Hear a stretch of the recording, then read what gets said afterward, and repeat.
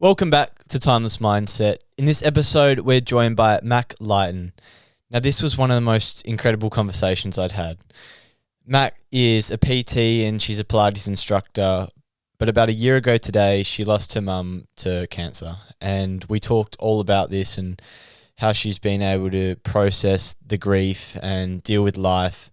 It was such a real and raw conversation. I don't have too many words to describe it. I got a bit emotional listening to it because it was just so powerful. But I did learn a lot. I learned a lot about processing grief, building that relationship with yourself again, the perspective that death brings, getting support from other people, learning to process the emotions properly.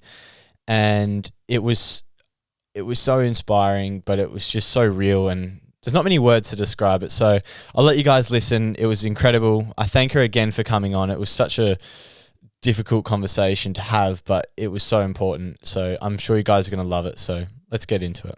Before we begin, let's take a moment to thank our sponsor, RecLab. Pete and his team down in Wembley have an incredible service for you. Perth's first ever fully dedicated recovery centre. They've got everything you need, from hot and cold plunge pools, a steam room, hyperbaric chamber, compression boots, traditional sauna.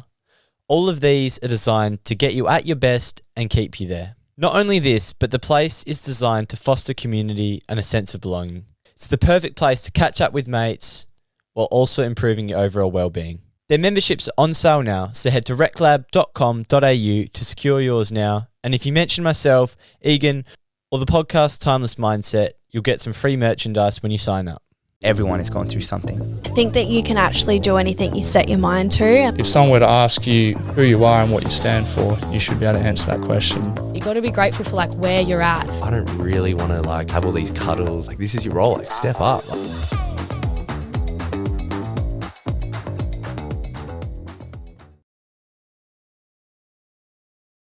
Mack Lighton, welcome to the podcast. Thank you for having me.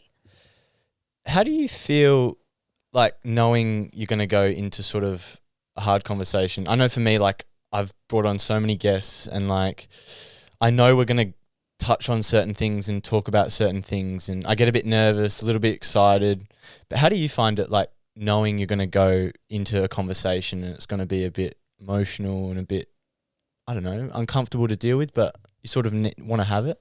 Yeah, for me, I like to talk about my mum because it is such an big aspect of my life. It's not something that I can just brush over. It's something that happened to me and my family and to her, and almost talking about it now is a good way to remember her and to go into aspects that I can't sort of dive into day to day because it just affects me too much. So it's nice to just have that time and just settle down and talk about it, I think. Do you find the first thing that comes to me, I know we're diving straight in. I didn't intend for it to go this way. But you just. But the question came straight to me is a lot of people you see are going to know what you went through. Yeah.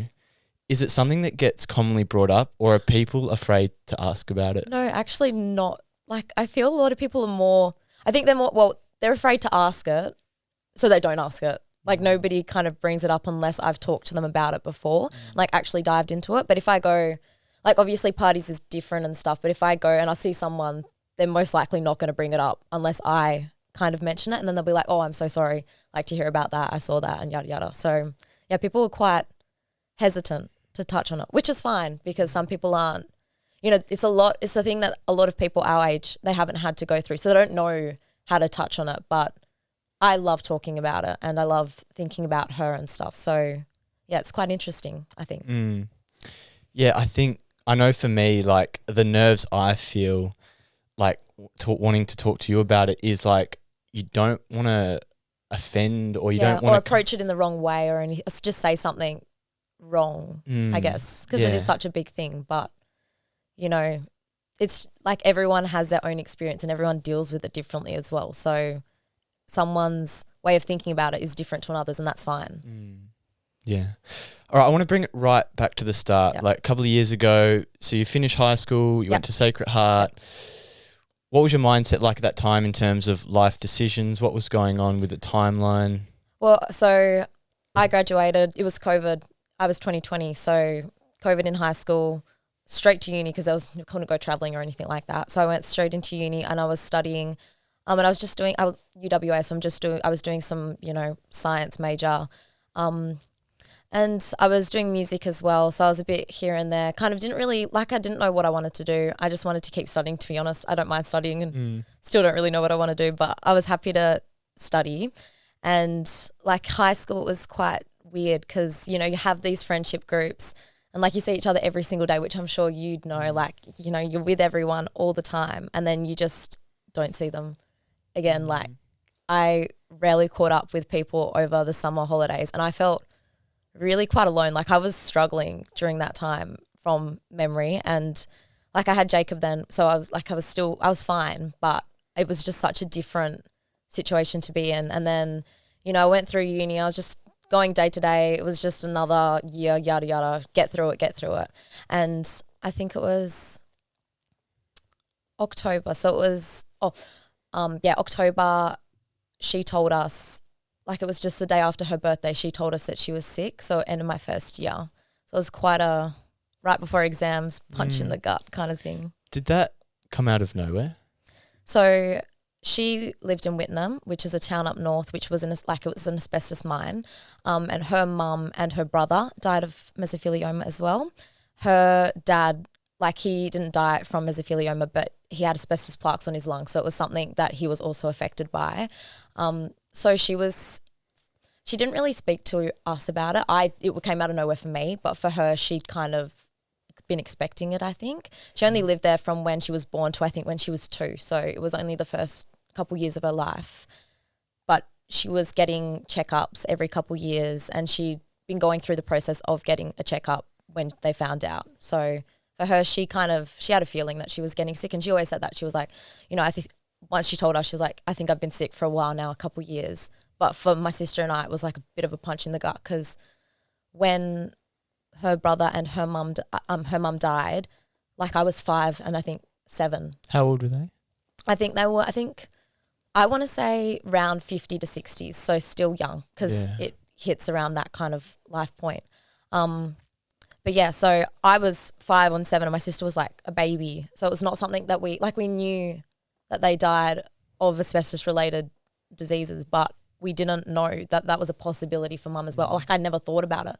It was never something that I considered. I talk about it in high school and I'd be like, oh yeah, mesothelioma, but I'd be like, it's just another word, I didn't really make the connection that it was something that could happen. So your mum wasn't preparing you for that potential? No. And then she tells you, can you take me back to that moment? Yeah. So I'll tell you a little bit before because a couple of days before, I never answer phone calls. So this is a bit of a freaky one, but I never answer phone calls and my mum left her phone at home and she got a phone call and it was like a number. So I would never touch that on my phone, but I had the feeling, I was like, I have to answer this. And it would nearly finished ringing and I picked it up and I was like, hello, what do I say? This is my mum's phone. And it was actually the doctor and they were like, look, you've got an appointment for this day, but we need you to come in tomorrow kind of thing. And I was like, what? Since when was she going to the doctors? What the hell? So I was a bit confused by that. And then she got home and I was like, oh, you got this phone call. What was that about? And she's like, oh, it's nothing. Don't worry about it. I was just getting a checkup. And I was like, oh, okay. But I had a feeling something was wrong. And then I think that was the Thursday night. Fast forward Saturday, Sunday, Friday, Saturday. Saturday was her birthday. And she didn't want to tell us because it was her birthday. She wanted to have one final day that was a good day as a family. So we went out for lunch.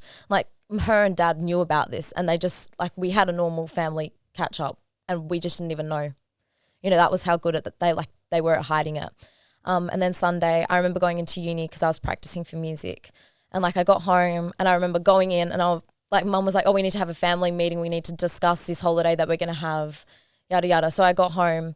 And I remember I was going to prep breakfast and she was like, oh, can you come sit down? Georgia, come. And I was like, oh, can I make my breakfast first? And she was like, oh no, we need to sit down. And I remember sitting down on the couch and she sat in front of us and dad was behind her. And I just remember, I don't even know what she said, but I just remember looking up and I saw dad and he was I could see it in his eyes. His eyes were red and he was tearing up and he never ever cries. And I was like, something's not good. Like, I think my first thought was that somebody else had died. I was like, someone's been in a car accident or something. And then mum was like, I don't even know again what she said, but she was like, I'm sick. You know, I've got cancer or something along the lines. And it was just like, you know, instantly, like, what the hell? There was just nothing in my head at all. And I just remember, I think we probably started crying straight away. And I remember thinking, like, oh my God, like, what the hell kind of thing.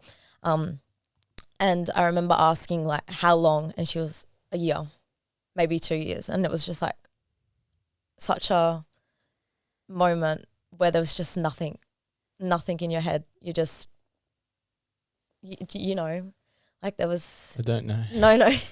But you just, like, it was just such a shock to the system that there was like nothing at all. And I don't remember much of that time. I remember like what I saw. I don't remember what I heard.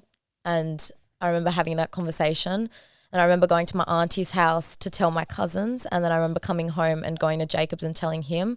Like, my sister, she was in shock. She like started vomiting when they got home from that whole thing. And like, I was massive migraine. She was probably feeling the exact same thing because it's just such a shock on the body. And like, you don't think you'd really respond like that, but you do. Yeah. It was a really, really terrible day. That's, out of all of it, that's the worst day. What happened after that? After you were told, you know, 1 to 2 potential years, where did you guys go in terms of as a family? What were you told about this condition? How did you sort of move on from there? So straight away it was, there's no cure, terminal, like that's it, 1 to 2 years, nothing more than that. And that was pretty well, like, she knew that because she had to deal with it. And then she told us straight away, there's nothing that they can do. Like, it's going to be this, you know, this is as long as we have. We might have a bit longer, but it's probably not going to be that long. I think we ended up having like just over 1.5 years. Nearly 2 years. And so I just from the start prepared myself, you know, that's all we're going to have. There's nothing else and nothing I can do to change it. So there was never any hope, which was in a way a good thing because I think it would have been worse if you'd been hoping like test results were different and that cancer was going away, but it was always from the start. There's nothing that we can do. How did you, firstly, if you don't mind, No. I'd really like to hear about your mum because we spoke about people being scared to ask questions, but can you tell me about your mum? She was the best person that I've ever known. And like I say, obviously you're probably going to say that about your own parents, but I've never been more loved and more supported than by her. Like the one thing that she never cared about what we did. She never cared about what we wanted to do, what we cared to do. All she wanted for us was to be happy and that we got to where we wanted to be. And, you know, every time I would tell her about something, she'd be like, do it. You know, I was doing full-time uni and I wanted to do my Cert 3 and 4 and she was like, do it. Like, don't worry about it. You don't work so much. We'll help you. Like, you just focus on doing that. You get to where you want to be and we'll just support and support and support. And I think that she just loved being a mum. And I think that we were her biggest things in life. That's what she always said, that my sister and I were the biggest things for her most precious things and what she loved the most. Like, that's what life is all about, you know, family. And I think that she really understood that and that was where her heart always was. But yeah, she was a really, really brave person and like so strong. A lot of people say when I catch up with them and like the people that want to talk about it, they're like, oh, you're so strong. And I'm like, no, it's not me. I'm just doing it for her. Like, I'm just strong because she's strong, you know. But yeah. I want to touch on her again. What was her, when she told you guys about this, how did she succumb to this realization that she had limited time and how did she sort of communicate that to you? I think she'd known for a while because she'd felt off for years, she would say, before. So I think she kind of knew and like it was always in the back of her head because like her mum and brother died, I want to say 2000, I don't know the years exactly, but it was like into the 2000s, maybe 2005 and stuff, or maybe 2007. So she had a long time to cope with the fact that that's a potential for her. Like that would be a pathway that she might have to go down. So I think she'd always kind of known that and been preparing herself in a way for that. I know that's how I would be as well. But yeah, as soon as she told us, it was very much like, you know, don't worry, I'm here. Like I'm going to be here for another year at least. You're always going to have me no matter what. It was always making sure that we were okay. Like she rarely let us kind of see how she was actually feeling. It was always a brave face so that we would get through it and that we would be okay afterwards in a way. How did you go about things after being told that? How did that change things for you in your life? I don't really remember too much about that time. But like for me, I was doing full-time uni. I was doing my Cert 3 and 4 as well, and I was working 2 jobs. So I like dropped my exams because they were meant to be in like 2 weeks. So I deferred those, and I just don't remember doing anything. Like I remember working, but, you know, going through the motion of it. And I just remember like one moment where I was kind of just in my room and just sitting there. And that's like all I remember from that kind of first couple weeks. And I was very closed off. Like people, they were catching up with me, but I just, you know, and I'll catch up with them, but it was very like emotionless in a way. Did you tell people straight away or? Mum didn't want people to know, so I felt like I couldn't really tell people. So I told a few people, like then people that you would think would catch up with you didn't catch up or like didn't say anything really or like check in. And then random people that you'd never seen like in 8 years, I had messaging me like, if you want to, we can catch up and talk about it, but don't feel you need to. And I'll like very randomly. And it just shows you kind of how people respond to that and where people kind of put their values as well. But yeah, I remember going away and that kind of switched it. But in the first couple of weeks, I don't remember anything from that time at all. I just think I was home and like, yeah. So you were doing a lot at the time, like you said, uni, Cert 3 and 4, and you spoke about like pushing through these feelings. Were you able to process them or were you so overwhelmed? I think I was overwhelmed, but I think I processed it better in that time. It's hard because like, again, that was the worst part of it for me. And now I kind of sit here and I'm like, this past year I've had without her and I feel like I haven't really been grieving, but it's more because I did all that grieving time when she was still alive. Like I was grieving her when she was in the room, like 2 doors away. Do you know what I mean? Like I would sit there at night and I'd be thinking about life without her, but she was still there, which is really interesting. But it was just, I think I was in a way preparing myself. But yeah, the first kind of 6 or like 8 months, I was really bad. I remember I was at uni and like we had a performance for music and I lost my sheet music, and my friend, if she listens to this, she'll know what I'm talking about. But I lost my sheet music and I was like a mess. I was there bawling my eyes out in the concert hall, like full panic attack, like breathing like kind of thing to my friend, and then also to my music, like to the conductor who I'd like never had a conversation with. And he's like, it's okay. And luckily he's like the nicest person ever. But I was like in such a bad way. And it was, for me, I deal with a lot of my emotions through stress. So I would get so stressed to the point where I would just and straight down. So like I would have tests and stuff and everything I was feeling, it would kind of get channeled into that and, you know, like and into that performance. And then I lose my music and I was like gone. I like would lose the plot like that. Yeah. Are you able, during that time you talk about grieving her, were you able to do other things, or was it something that was constantly on your mind, like every day and because you're so, it's so apparent, like the time's slowly running out. Like how were you able to live with that, knowing that? I like in the first year, I really struggled with that. I don't think I was living in that time. We would do stuff and I remember going away, going camping, but you know, and I was studying, but I was just not present. I still do it and it's something that I'm trying to get better, but audiobooks was one thing that really, it helped me, but I probably overused it. So I couldn't sleep at night. I remember the first night we got home and I was in bed and I was just bawling my eyes out, and it was like 2 a.m. and I had to get up early the next day, and I just put my audiobook in and I fell asleep like that. And then that's what I did every single night. I would put my audiobook in, and I was playing games like as well, because I just could not. I thought about it all day, and I just could not think about it at night. Otherwise I wouldn't sleep. So I was playing like Candy Crush, and like I was such a boss at Candy Crush at that time.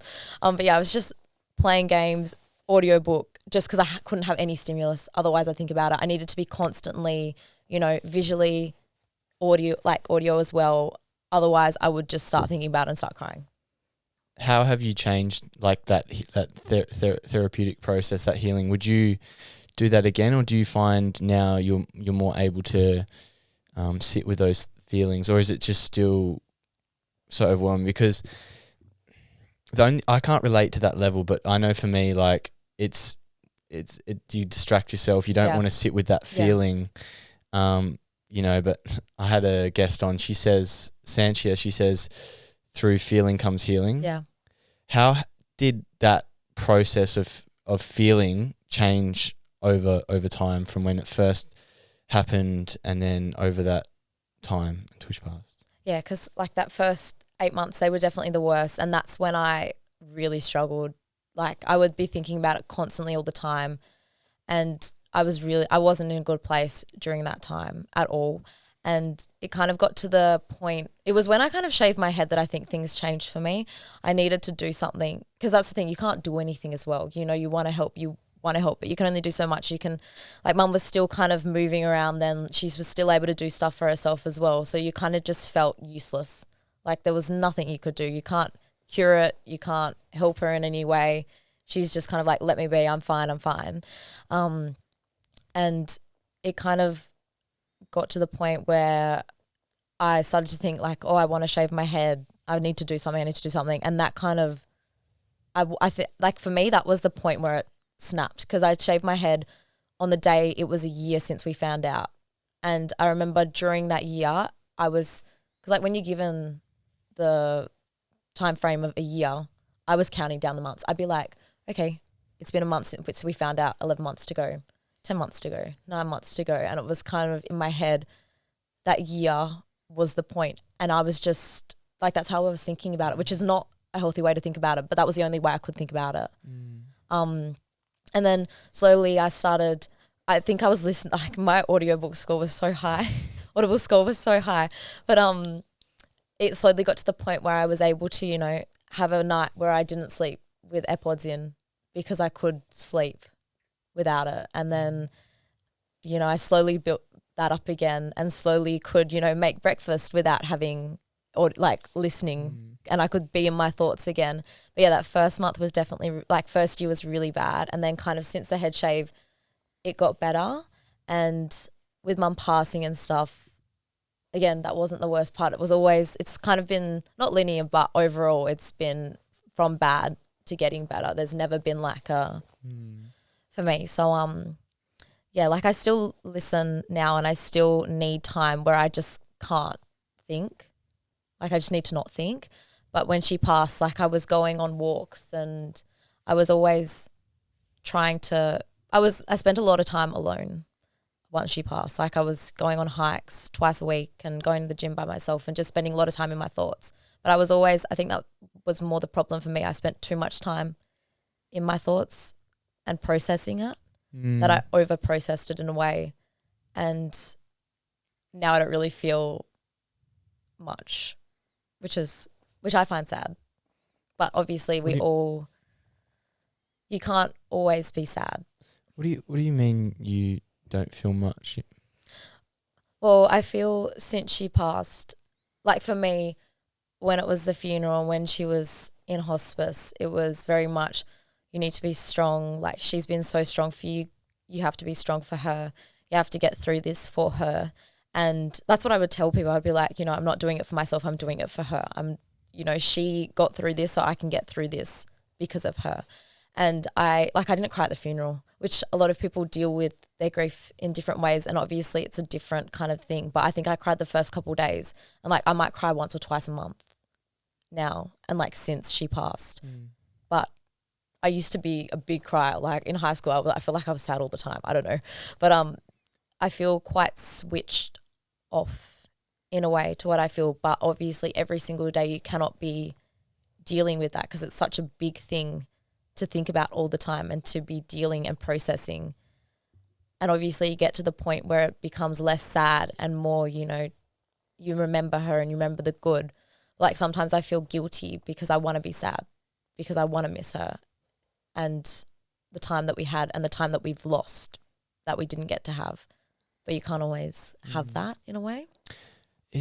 But do you feel like you've done a lot of healing? Oh, yes. So, but where does that guilt come from? Because obviously you've done so much feeling and healing over the time.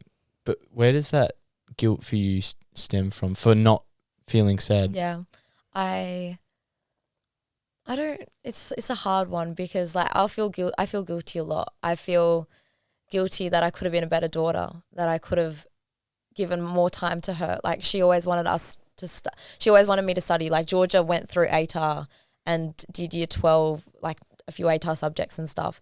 She didn't stop that and I didn't stop full-time uni. Like mum pushed us to keep going because she lost her brother when she was 16, I think. And I think she knew what it was to kind of just have such a big thing happen to you when you're young. And she didn't want us to just stop. Like she was like, you have to keep going, you have to keep going. So like I would put time into uni and I would put time into seeing people and stuff. But then I would feel like now I feel guilty because I'm like, did I give her enough of my time? Did I do enough of this stuff? Did I say enough to her? Did she know that I loved her as much as I do? Because all I know is that she loved me so much. And like she would always say sorry, like, I'm sorry, I could have been a better mum. And I'm like, you're the best mum I've ever had, like the best mum I could have ever had. Like you did everything so well, but she'd still apologize. And it's like opposite now because if she's saying it to me, then I think no way. But if I said that to her, I'd know that she'd say no way as well. But yeah, I'm like, did she know that I loved her as much as I did? Did I spend enough time with her? You know. But you shaved your head. Yeah, I know. You raised money. She knows that. Yeah, I know. But it's still like it's hard because it's like, what could you do more? You know. I guess sometimes there's just not much you can do. No.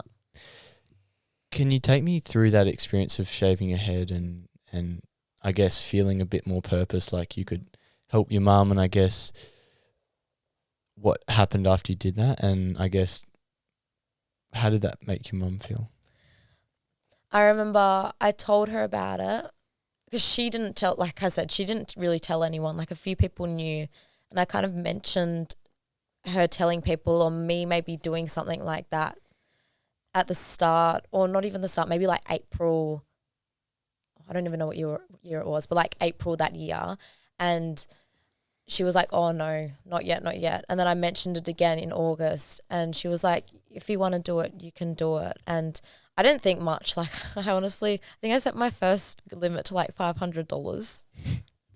And I sorted it out. I made my thing and I remember I went for a walk with someone and I got back to the car. I posted it because it was in my drafts or something. I posted it and then I turned on airplane mode.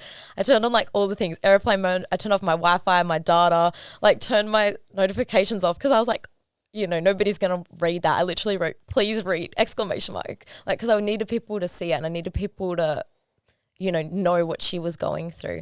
But I turned off everything for 2 hours and then I turned it on and I think I was in my car and there was just a stream of comments and shares and everything.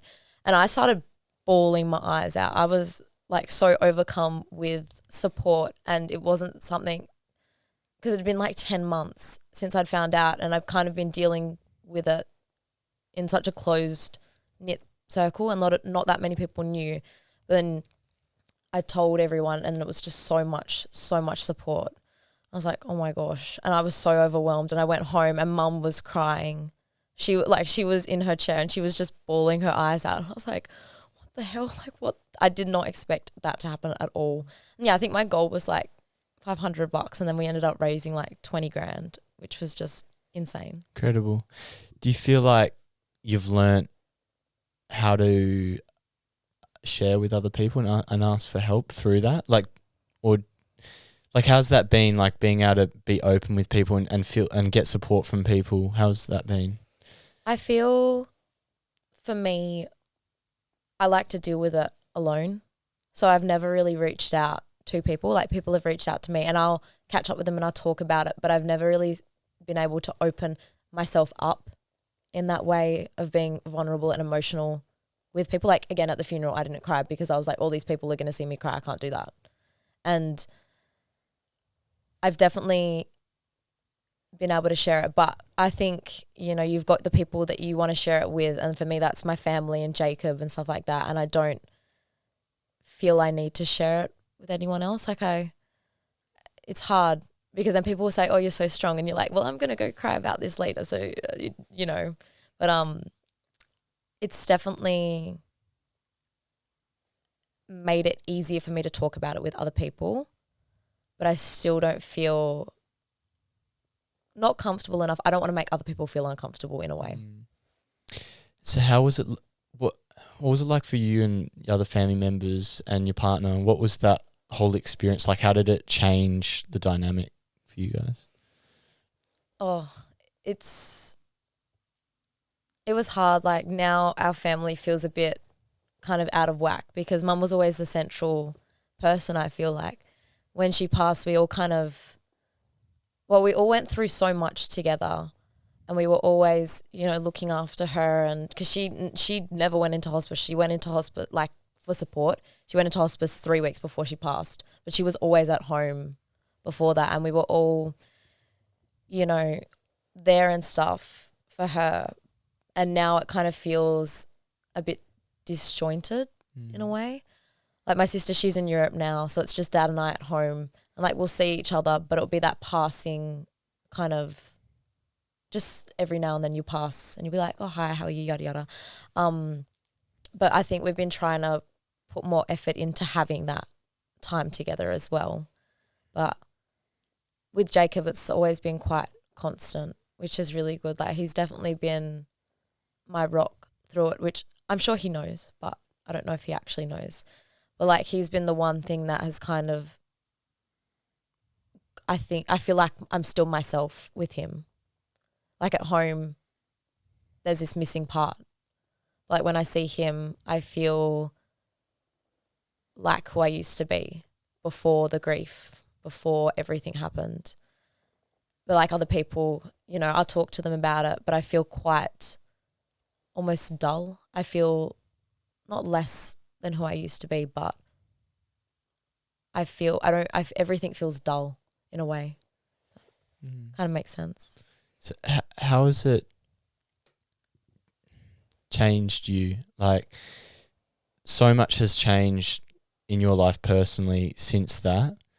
I guess run me through, because when you found out, you said you pushed yourself through burnout, started to lose the love of life a bit and enjoyment of things. How did you, because I see what you're doing now, right? Like, from the outside, it looks like you've made a lot of positive changes. How has that whole experience changed you? I feel like, obviously, I feel now like not the person that I was. And when I say that, I'm like I feel dull. I don't feel like myself. But that's obviously going to be a part of this big thing. But I'm definitely such a stronger person than I was before. And again, like, the whole thing was, I'm doing it for her. And, like, I've lived a lot for her since she passed. And I'm just trying to learn how to do stuff for myself again. And I felt at the start that I was doing that, but now I look back and I'm like, no, you were just pushing through. You're just pushing through. And it's kind of getting to the point where I need to, you know, start living again for myself. And again, it's hard because it's not going to be like that.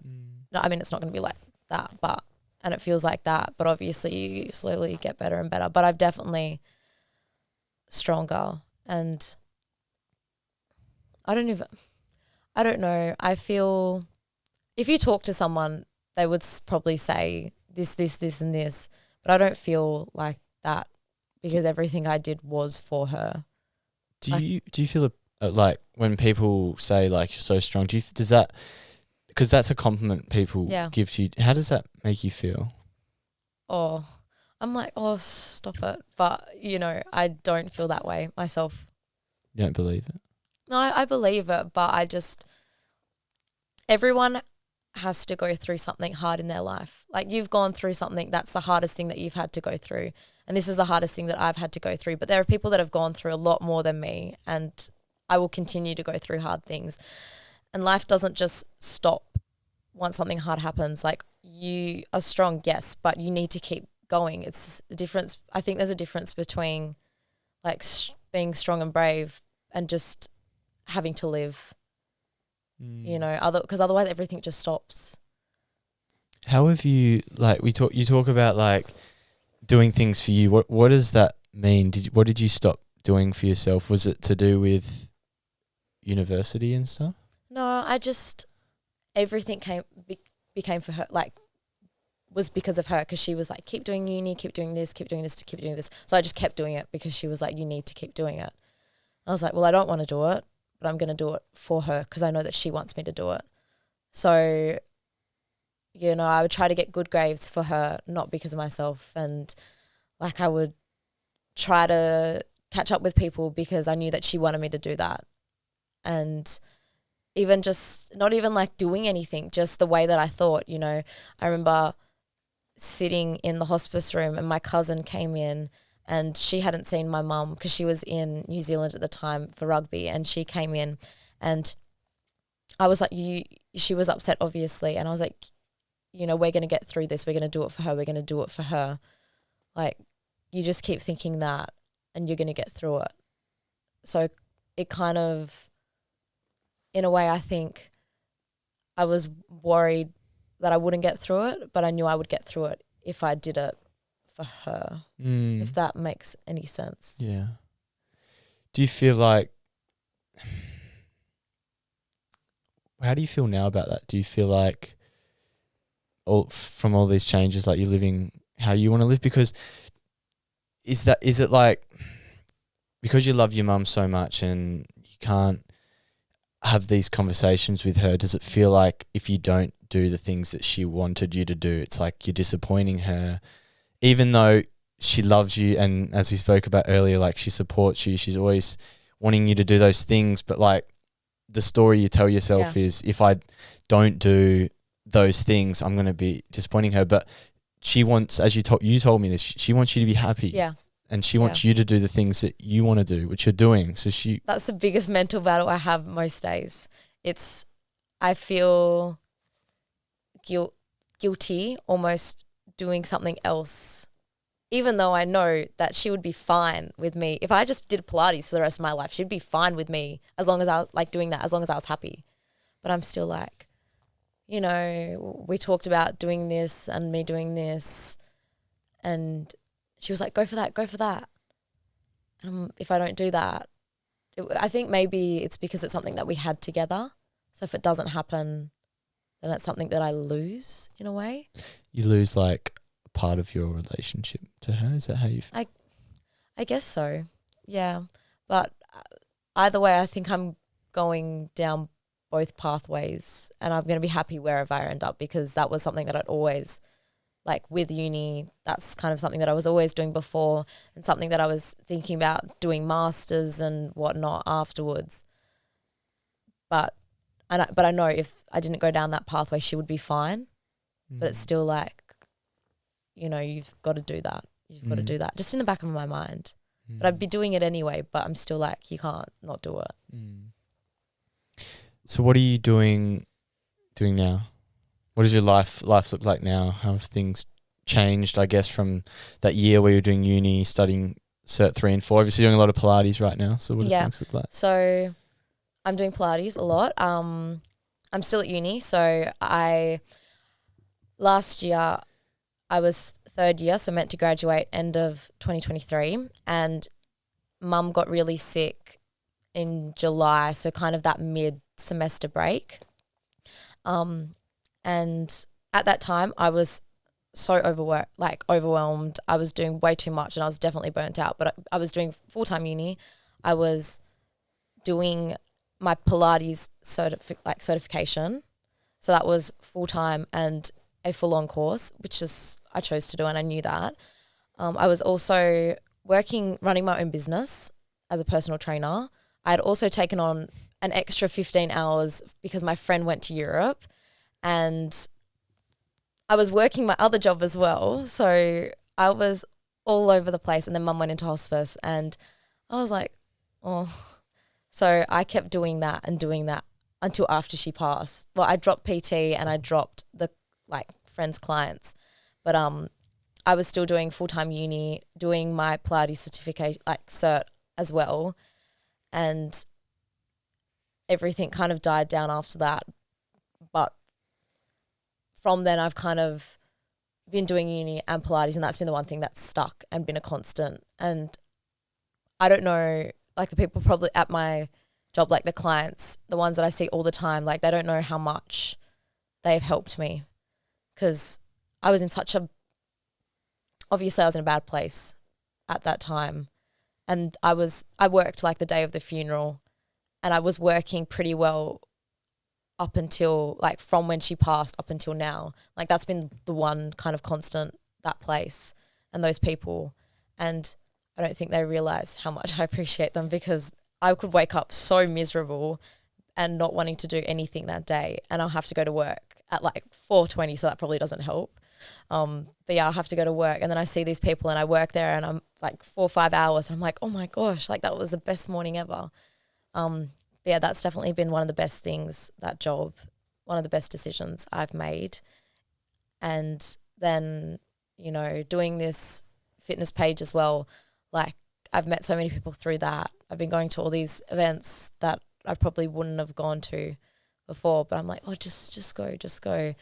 So that's been really good as well. And then just spending time with myself, at the start, I was going on hikes all the time, and just spending time alone in nature as well. Do you feel through this big experience, do you feel you've developed a better relationship with yourself? Oh, 100%. Yeah, 100%. I was quite, in high school, I was very negative to myself, and I hold myself to such high standards, and I didn't like the person that I was for no reason really at all, just because I didn't like the way I looked, I didn't like the way I felt, and a lot of people will have that. But, because I went through dancing, and I would always compare myself to others. I felt really uncomfortable in who I was, and didn't like myself. But then Jacob, he helped me kind of, because I've been with him for 5 years now, so we've been together since I think I was 17 or something, or I don't know. Don't quote me on that. But he'll be like, that's wrong, but he has no idea. So he helped me a lot through that. But then when mum got sick, I was like, there's so much more important things in the world. I can get up, I can go for a walk, I can go for a run, I can do this. And you kind of realize that all the things that you thought mattered actually don't matter. And it kind of helped me heal my relationship with myself, because I was like, well, it's just me. I've got other people, but it's just me. I'm the only one that's going to get me through this. If I choose that I'm not going to get through this, and I won't get through it. If I choose to get up and to wake up, to get up and just go, that's my choice. Someone can drag me out of bed, but if I don't want to do it, I won't do it. And I think in a bad way, it shouldn't have taken something so big, but it's not bad though. It took that for me to realize, I don't know, to heal. Yeah. Was it the perspective? Yeah, I think so. Yeah. Because we get so caught up in what we should be doing, what people think of us. Yeah. 100%. But through that hard experience, you've learnt the power of yourself and the relationship you have with yourself, and that being a constant in your whole life. Yeah. And even the social media account, I always thought about doing it. I was a personal trainer for 1.5 years, and I was like, oh, maybe I'll do this. But I'm like, people will judge me. People will, I cared too much about what people thought, and I didn't want to do it. And I thought about it all the time for 1.5 years. And then it wasn't until kind of afterwards I was like, well, who cares? Just do it. And then I started doing it. I'm like, oh, if they're offended, or if they're judging, too bad. It's because they can't they don't want to do it themselves. Like, Yeah. Have you found that side of things like social media, content creation? What's any sort of plan with that, or is it just sharing? Nah, just for fun. Yeah. I don't know, maybe, but it's like I just do it for fun.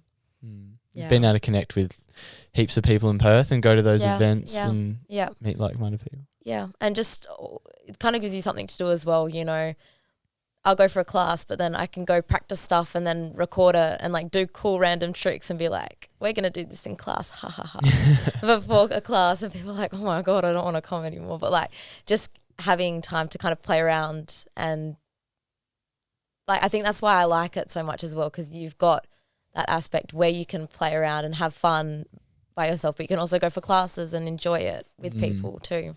So yeah. Do you find like in the day-to-day now in comparison, because to me it seems like you said the hardest period was from when you got told until she passed away. How often do you think about it, like during the day, like the day-to-day moments, and how do you sort of like, do you find that hard, or are you able to sort of find times to reflect and think about her and stuff? I try to find times to reflect. Again, it kind of comes down to that thing of feeling guilty if I don't. Like it might get to the end of the day and I'm like, oh, I haven't thought about her today. And that's fine, because, life is so busy, and at the start, like I was thinking about her all the time, and every single day it was like always on my mind after she passed.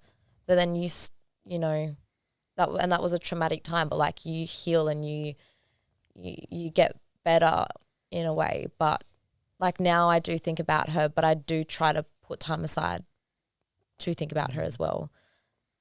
And because if I don't, I feel guilty almost, because I want to remember her. Like she was such a big part of my life. She was my mum. Like obviously I'm not going to forget her, but I don't want to. Like I want to remember her, and it's not always sad. Like I think about things that we did together, or think about random moments and just things that we shared.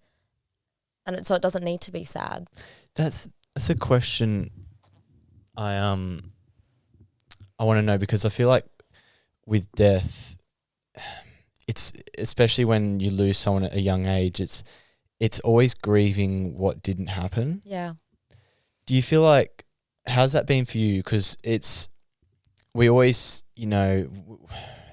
grieving what didn't happen, the memories we didn't make, but how important is that for you to reflect on those good times and the impacts you did have and the quality time you did get to spend together?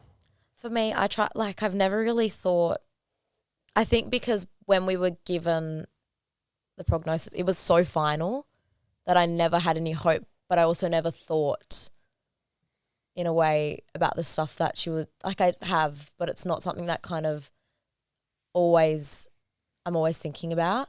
Like I'll think about, oh, she won't be at my wedding. She won't be here when I have like my first child and stuff like that. She won't be there to look after them or to go on holidays. But it's not something that I try to think about, because no matter what, there's nothing I can do to change that. And I think as well, that's like a lot of the thing about what she had. She had mesothelioma. It was something that was caused by asbestos, because she lived in an asbestos mine. If she didn't live there, none of this would have happened. If they chose not to go there, she would still probably be alive now. And so I don't like thinking down that line, because there's, no matter what, there's nothing I can do to change it. And I just like to be happy with the time that we had. Like I still got 20 years with her, and that's not a lot of time, but it's better than, some people don't even have a relationship with their parents. I had the most amazing and supportive person to call my mum for 20 years. And she misses out on so much, yes, but I got to have her for that time, and I still get to remember her. She might not be there, but she is always here no matter what. Do you feel like, well, obviously you actually look very, very similar to your mum, but do you feel like you can live, because it's like you don't want to do things just because she wanted you, but also you can live and embody the things that she passed on to you with, like your values and stuff like that. Do you feel like being true to yourself and the things that she keeps, like her legacy Yeah. living on, like her spirit living on Yeah, within you. yeah, Is that how you feel? I think that's the kind of whole thing about I'll do it for her, I'll do it for her. It's because I know, like, a lot of the stuff I do, I know what she would say. Like, every time I'm like, oh, should I do this? I know what she would say in my head. And so, like, automatically I'm always kind of like, oh, what would she say? What would she do? Should I do this? Should I do that? And I know the pathway that she would want me to take. So I kind of automatically do that. But I think it's, I guess, because I valued her opinion and what she thought. I thought she was like a very wise person, and I valued what she said so much that it's still what I always think about. So, you know, I guess, I do. Mm. Like, I think we spoke about it before, but like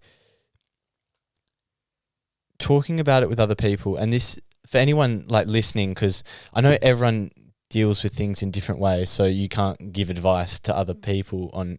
But I guess for you and your experience, how if someone was in a situation like you, or someone knows someone in a situation, what's a good way to support someone?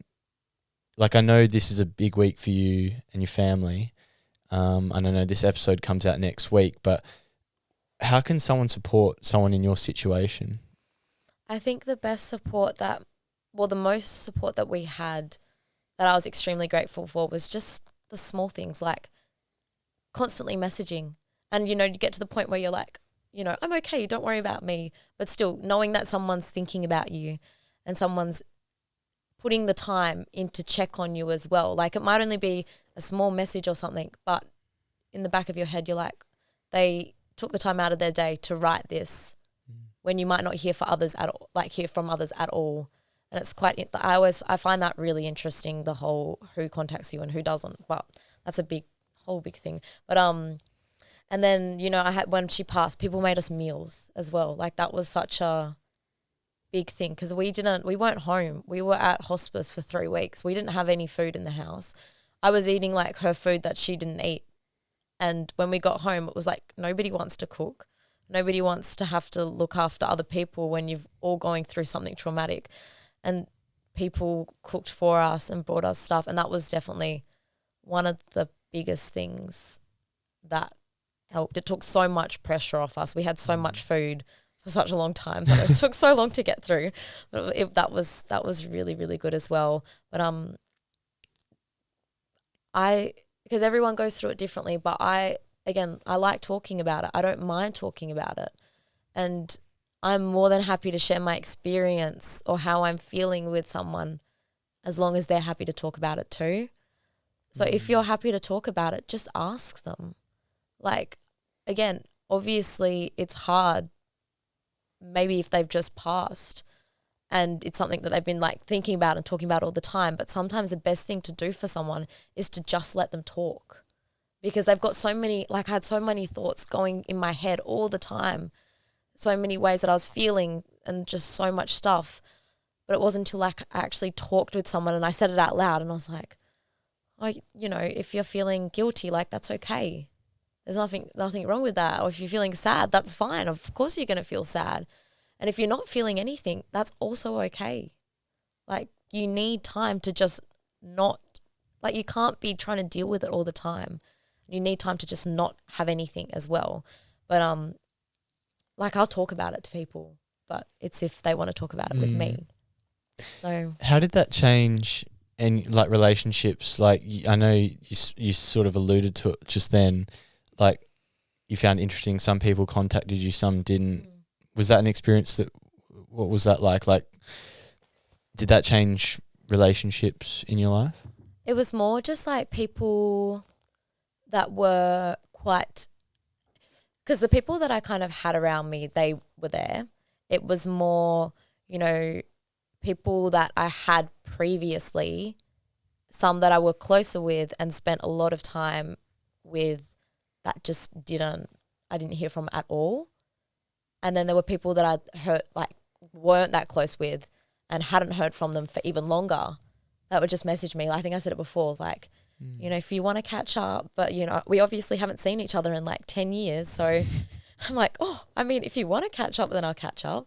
Yeah, I find it really interesting. And again, it's probably, people don't owe you anything. But for me, if it was the other way around, I hadn't gone through this as well, I know that I would be messaging them, if that makes sense. I guess it's all about people's values and what they feel comfortable with, because some people don't feel comfortable with it. So you can't kind of judge anyone for the choices that they make or don't make, because, again, everyone has gone through something, the biggest thing in their life, but doesn't mean that they feel comfortable discussing other stuff as well.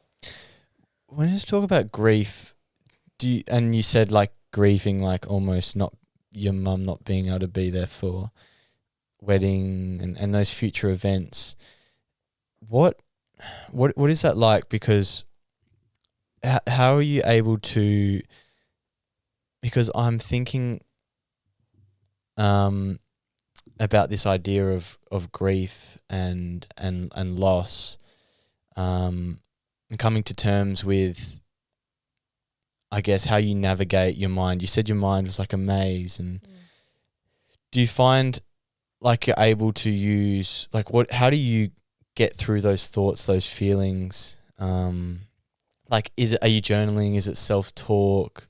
It's more just, I think through it almost. I'm very up here, and I've tried journaling, but I've never found personally, I'm very in my head all the time, but I'm very good at talking my way through stuff. So I kind of like to, I don't know, I'd always picture it and stuff and think about her there, but because again, I always knew that wasn't something that we were going to be able to do. So it's something that I try not to touch on, but it's not even that. It's more like, yes, she won't be there for those big events, but she's not going to be here tomorrow. She's not going to be here. She's not going to be at home when I get home today. So everything's kind of equal in a way. Yeah, okay. Yes, it's a big event, but I still don't get to see her later. I still, for me, I'd prefer to get a hug today than think about her being at my wedding in 20 years or something. Oh, 20, Jesus. 40, hopefully not. Do you find because that is a little thing, right? A hug.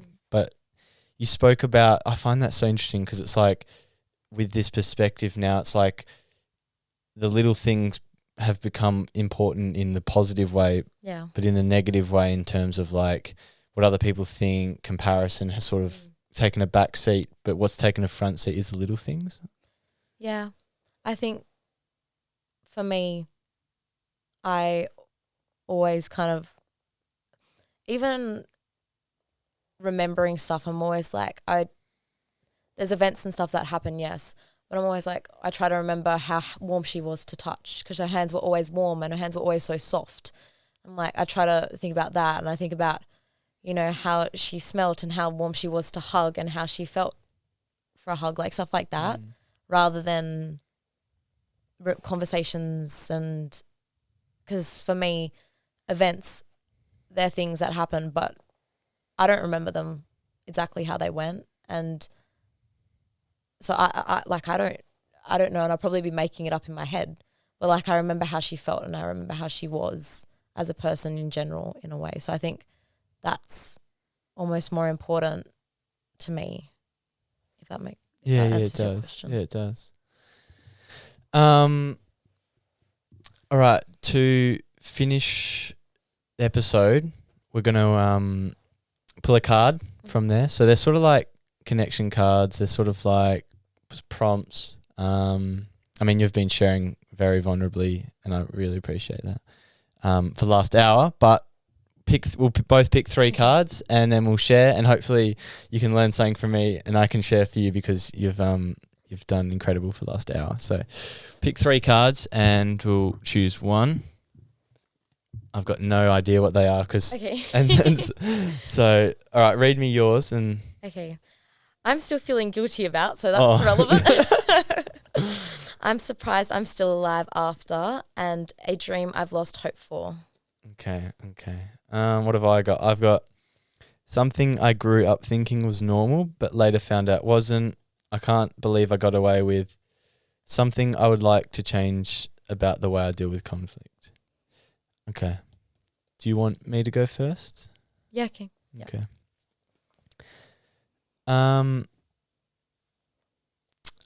I'll answer this one, and I'll try and do it in relation to the theme of like the episode. So something I would like to change about the way I deal with conflict. And I guess in relation to this conversation, like something that always has scared me is like ending, and like you never know like what's around the corner with life. Like you never know when, you know, a freak accident could happen, Yes. or you could lose someone like that. You never know when your last conversation is with someone.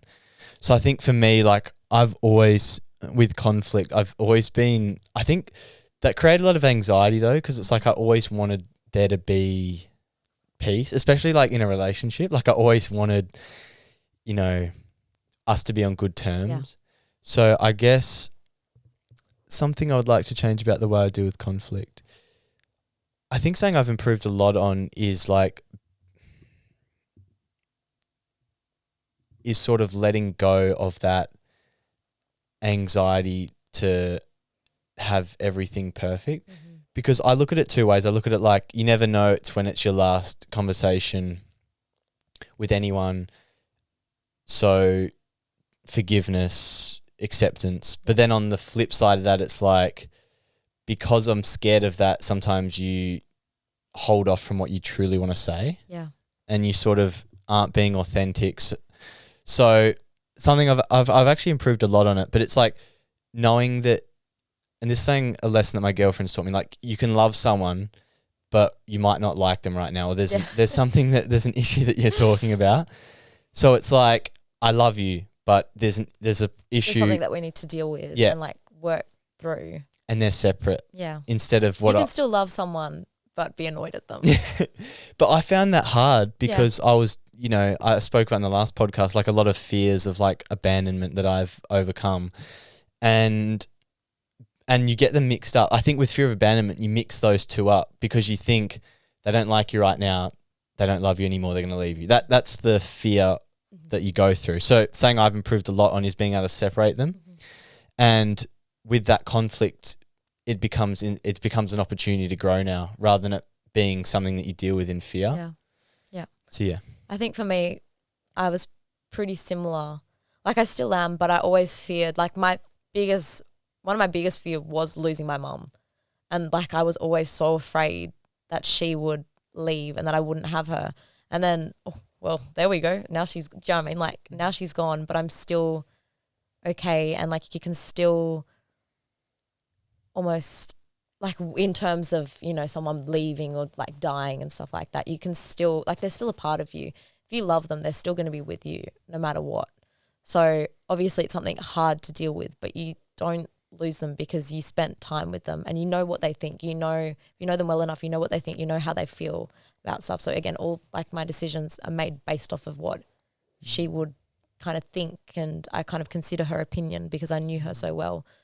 So even though they're gone, you still have them in a way.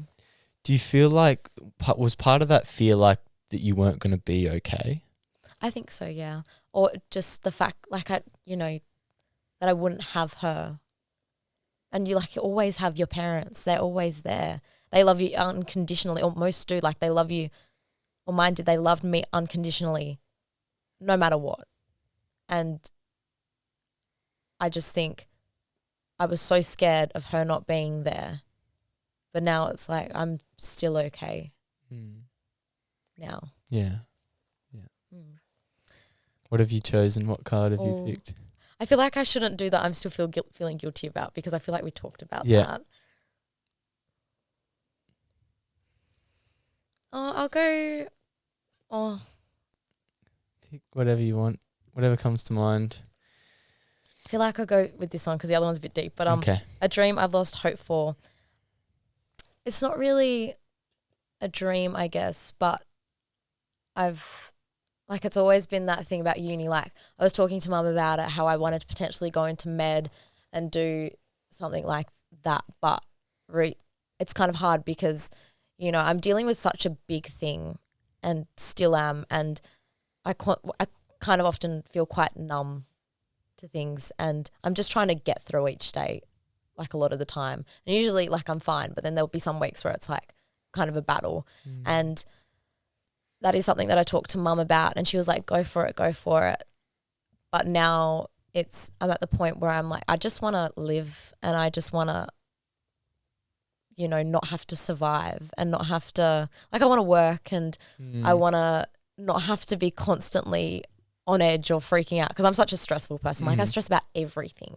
And with uni, I'm always stressed, and like having this time off because I dropped 3 units, like I've done 3 units over a year instead of 8. And I'm like, oh yeah, I'm not really doing much, but there's nothing wrong with that. Like I can just live, and I can just do nothing. But it's still something I want to think about, but I'm just, at the moment, I'm not sure if it's something that's right to do right now. What does living look like to you? Because we speak like with one of your posts, you said like you were trying to live during that hard period, and I think a lot of people, this idea of what living actually is. But what does it mean to you now with all this perspective and changes?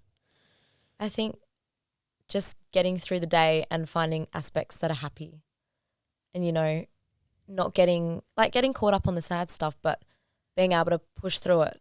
Like, the best kind of days that I had at the start were the ones where I was by myself and going for a hike.